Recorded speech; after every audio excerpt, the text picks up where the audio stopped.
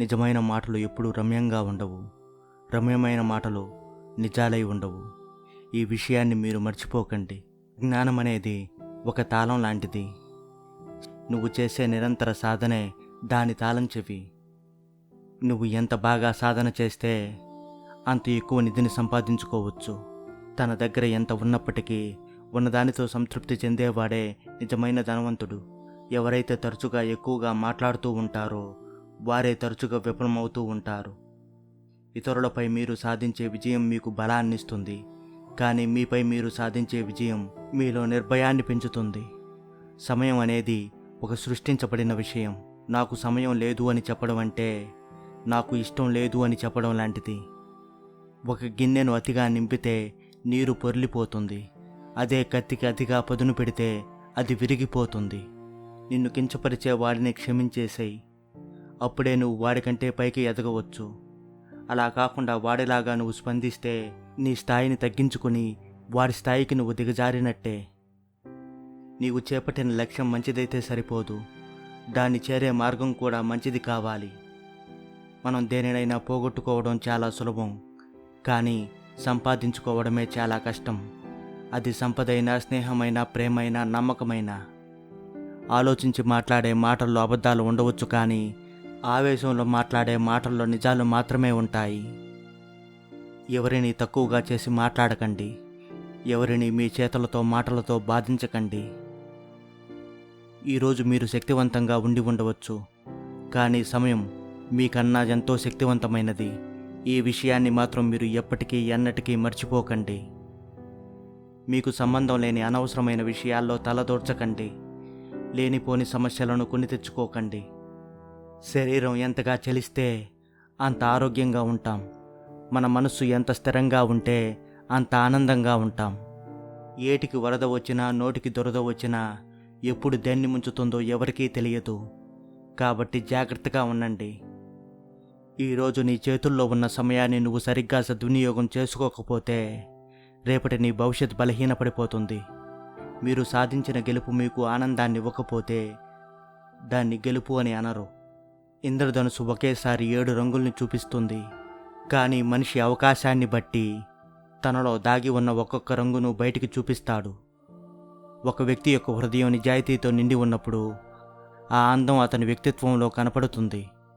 జీవితంలో అనుమానంతో బ్రతికే వ్యక్తికి ఈ ప్రపంచంలో ఎంత వెతికినా ఆనందం అనేది అసలు దొరకదు.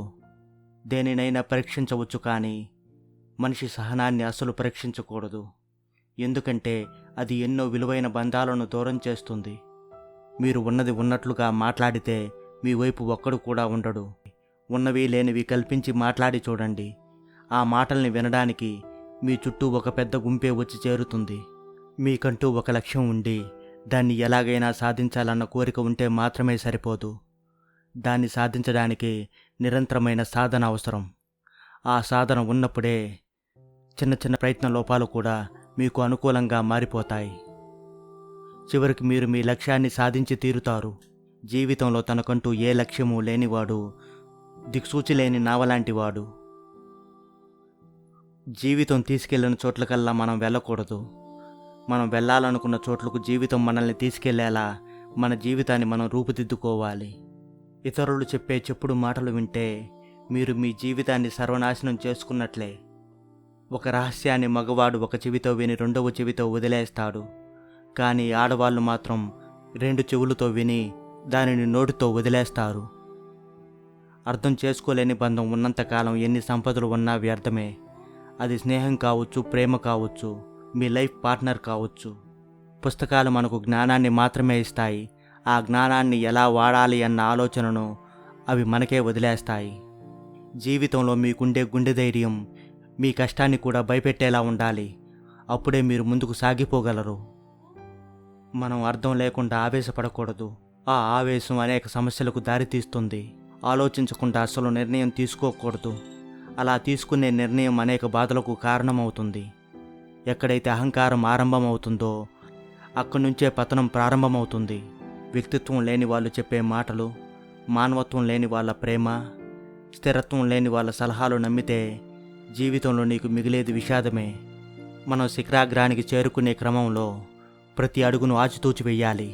ఎందుకంటే ఆ సమయాన మనం వేసే ఒక్క తప్పటడుగు మనల్ని పాతాళానికి పడిపోయేలా చేయవచ్చు. జీవితంలో నువ్వు ఎప్పుడు పడిపోతావా, నువ్వు ఎప్పుడు ఓడిపోతావని నీ శత్రువు కంటే నీ వాళ్ళు అని నువ్వు అనుకున్న వాళ్ళే ఎక్కువగా ఎదురు చూస్తూ ఉంటారు.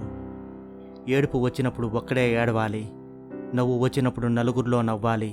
అందరిలో ఏడిస్తే నాటకం అంటారు, ఒక్కడే నవ్వితే దాన్ని పిచ్చి అంటారు. మీరు గెలిచాక మీతో నడిచే వాళ్ళకంటే మీ గెలుపు కోసం మీ వెంట నడిచిన వాళ్ళను గుర్తుపెట్టుకోండి. చెప్పేవాళ్ళు చేరదీయరు, అనేవాళ్ళు ఆదుకోరు.